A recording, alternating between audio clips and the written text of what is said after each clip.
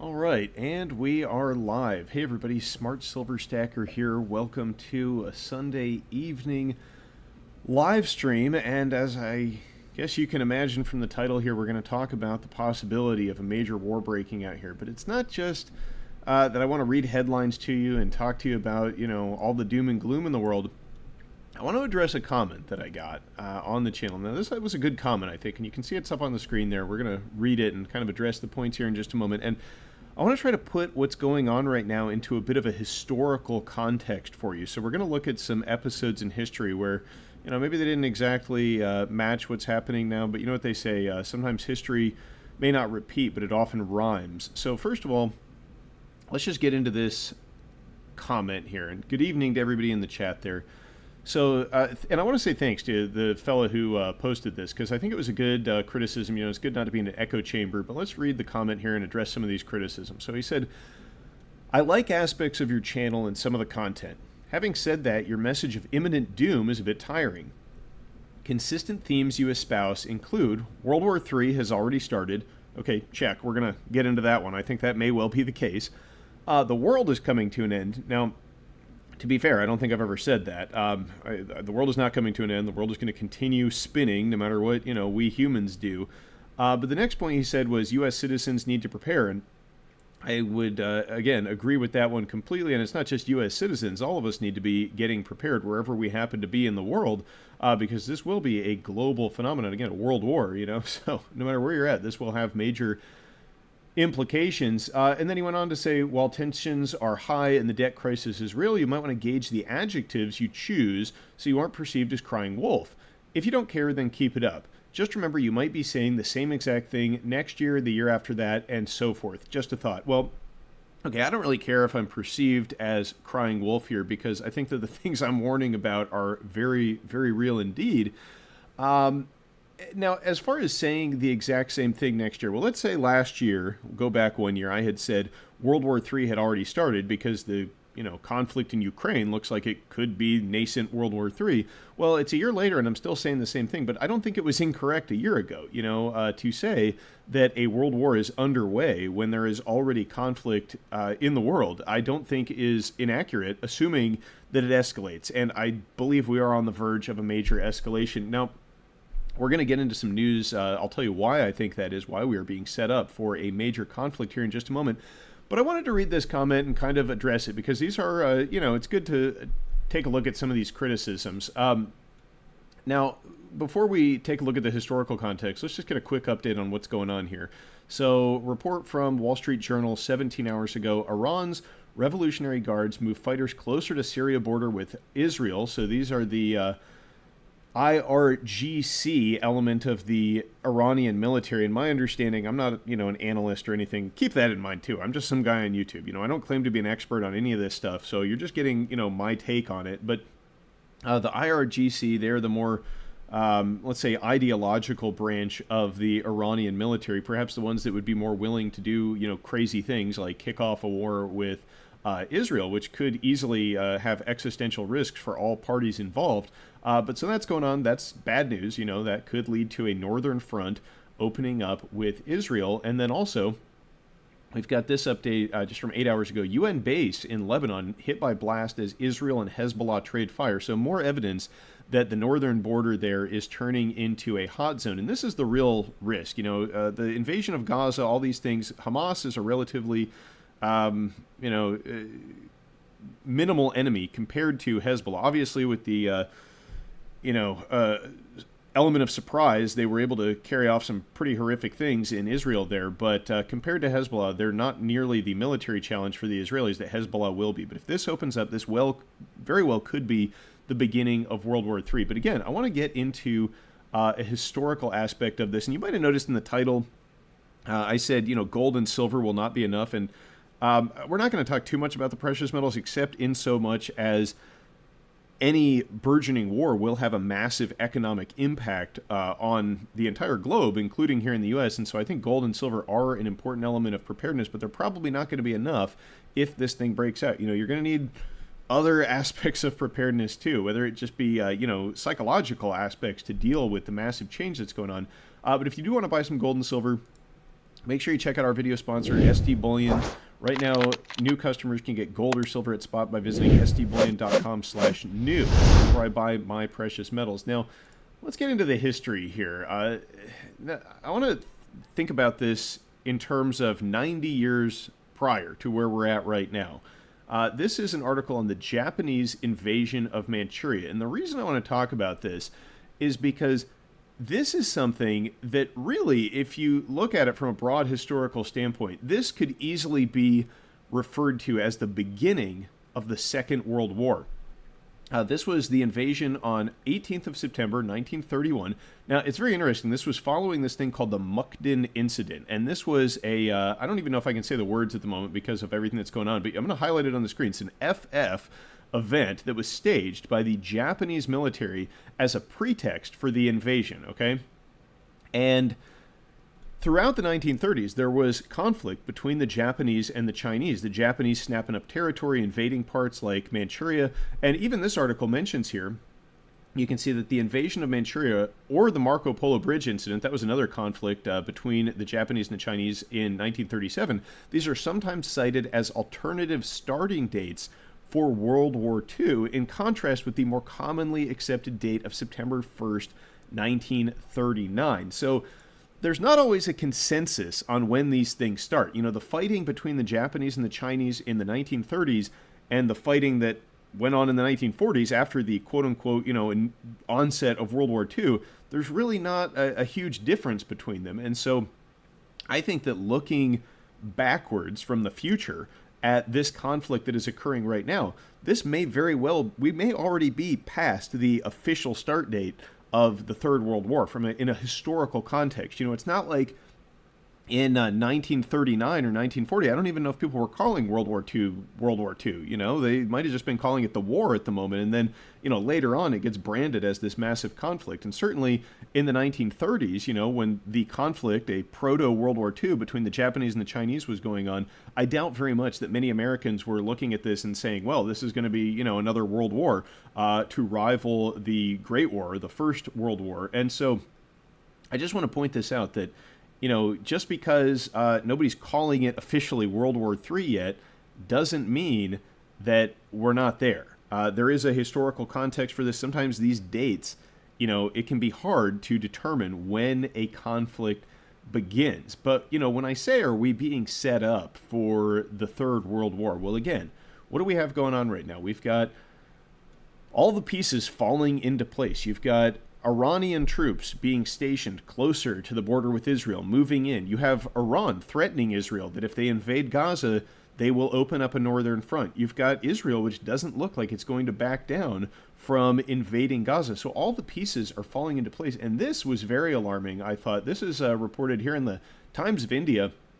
Now, they just had the most concise headline about this, but FBI chief warns of Hamas-like terror attacks on U.S. soil. So, you can kind of think of that in context of these other events which have been used to kick off wars. And sometimes there are, things going on behind the scenes, or it could just be that, there's a suspicion that something might happen. But I guarantee you that if we see an event like this that the FBI chief is now warning against, it will absolutely be the kickoff point for what ultimately will be referred to historically as the Third World War. I mean, remember what happened back in 2001, 9/11. That was a terror attack, and you can talk.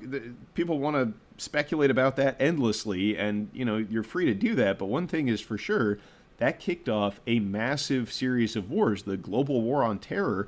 We just wrapped up the war in the Middle East, in Afghanistan, just pulled out of there, disastrously, I might add. And it looks like now, that might have just been the first chapter in this Middle East, whatever you want to call it, adventurism, conflict, deployment of military abroad. And you do want to have gold and silver, I think, absolutely, if something like this occurs, because, again, the economic impact, you can imagine if there was some kind of event that drew the U.S. into conflict. I saw someone in the chat John Gordon, he said, what if they sink the U.S. carriers off the coast with one of their new missiles? Yeah, I mean, certainly putting U.S. military assets into the Middle East, while it does allow us to project power, it also gives our, enemies potential targets. So it's a two-way street. And, there's a lot of history regarding major wars where events, aren't exactly what they seem. You can look up the Gulf of Tonkin incident. Some people speculate that the Pearl Harbor attacks were, allowed to occur by FDR as a cover for getting the U.S. involved in the Second World War. This is not a unusual thing historically. There's many times, the Lusitania, the Maine, all these things that have occurred which have kicked off military conflicts throughout history. So, are we going to get some kind of a FF? Like the Mukden incident, even if it wasn't, even if we get a legitimate, quote unquote legitimate attack, it won't matter. You can speculate about what happens all you want, but if it happens, we're going to be involved in this Third World War. We've got a carrier sitting in the Eastern Mediterranean getting ready to dish out plenty of firepower to any potentially escalating IRGC forces or Hezbollah forces or Iranian forces. You've got a U.S. Senator, Lindsey Graham, talking about using those assets to blow up Iran's oil infrastructure. I mean, to say that, tensions are high is a little bit of an understatement here. And that's why I do, again, I appreciate constructive criticism, and anybody who wants to leave a critical comment about the stuff I produce, I mean, I'm very open to it. There's a lot of trolls out there that are just, very nasty and rude about it. I usually don't read too much of that. But if you have a constructive criticism like this individual did, I'd be happy to read it. And who knows? I mean, if it's a good one, it might even make it into a video. I might, address it live or in a recorded video, because I think that some of these points that he raises, they kind of illustrate the normalcy bias that a lot of folks operate under. Like I've been saying, World War III already started, and because I don't know what kind of a sign you need to look for. Does it have to be that planes are flying overhead? Does it have to be that U.S. has bombs on the ground? I mean, I don't know where the point is where you can officially say that World War III has begun, but I mean, to me, it almost looks as if we have already crossed that Rubicon here, and we may be past the point of no return. I don't know. But all of this, again, I'm just a guy. I'm not an analyst. I'm not a military guy. None of these things. I'm just a guy trying to get by, trying not to have my wealth wiped out by a massive economic crisis, which are, clueless leadership, or perhaps intentionally done by our leadership, who knows, but they're allowing to occur. If there's a war, the debt is going to massively explode. It already is. Inflation is going to run out of control. Who knows what the non-financial costs could be, just to individuals' lives. They'll be devastating. And, as we watch all of this, of course, that's an important thing to remember, too, that these are real people's lives. And certainly I'm not trying to, foment any of this. I'm just commenting on it. I'm just observing things as I watch. But, it's alarming. It's concerning when you see the world descending into chaos. Okay, so earlier, I put something in a live stream where I said, put a 1 in the chat if you like me interacting with people. Put a 2 if you would prefer I not do that. And it was kind of a mixed bag. It seemed like most people put 1, like they like hearing me talk to folks in the chat. But I think what we're going to do on these live streams from now on is I'm going to say what I have to say. Now, if you put a super chat or something like that in, I will do my best to address it right away. I always appreciate those. But aside from that, I will kind of hold off on addressing the comments until the end, and then we can do like a little Q&A. So now would be everybody put, okay, someone's spamming one. Some people really like it when I interact with the chat. I do appreciate that. But I think at the end now, I'll just save some time for a Q&A. And if anybody has anything that you want to ask or anything you want me to address, save it for the end, and we can do that now. If you've got anything you'd like me to comment on, or if you have any questions that you'd like to put in the chat, I'll do my best to address those at the end. But I think that's kind of a happy medium between folks who like when I kind of make quips about what people are putting in the chat, and some people who find it a little distracting or what have you. So anyway, someone says, I have a question. If this is something about silver, it says, say international war begins, what will silver go to during war times? Well, here's the thing. I think that there's the potential that you might even see the paper price of silver at least sell off. But how high is silver going to go? Well, it depends on how much money they print. That's the bottom line, and it's probably going to be a lot. So, if you take the old all-time high for silver from 1980 and you adjust it for inflation, it gets you a price target of something like $200. And I think that if World War III were to break out and we were to see crude oil spike up and we were to see the Fed start monetizing a bunch of debt, I mean, $200 for silver, probably not overnight, but you could see days where you see really big moves up, 10, 20, 30% overnight or in one day. And I think you could ultimately wind up at a price like that. That would be like kind of the highest case scenario. Of course, ultimately, when you're pricing the silver in dollars, what's the highest it could go to? Well, infinity, right? Because the dollar is just a fiat currency and eventually guaranteed. I mean, whether it's, next year or 100 years from now, the U.S. dollar in its current form is not going to be around anymore. So how high could it go in dollars? Well, 500 years from now, I think silver will still have a use, assuming we haven't, come up with some kind of alchemical super science that can just create it out of nowhere. But assuming it's still an element and it's limited, silver will still have a value 500 years from now, 1,000 years from now. But the dollar will be likely just a historical footnote. Remember, the dollar in its current form, it's only been around for like 52 years, since 1971, since Nixon took us off the gold standard, and, it's already lost a lot of its value. So fiat currencies don't last forever. That's the bottom line. Mr. Jones says you won't be able to get any physical. Yeah, that's a real possibility. You could see the paper price sell off and then the premium on physical metal just spike through the roof. That tends to be what we have seen during crisis times. During March, for example, this past March, when the bank started to collapse, one of the things we saw was that, constitutional silver, 90% silver, junk silver, some people don't like that term, but whatever, that's why I call it sometimes, that stuff became completely unobtainable. The premium shot up massively. American Silver Eagles, very limited during that time. Amstaff says silver is practically unlimited.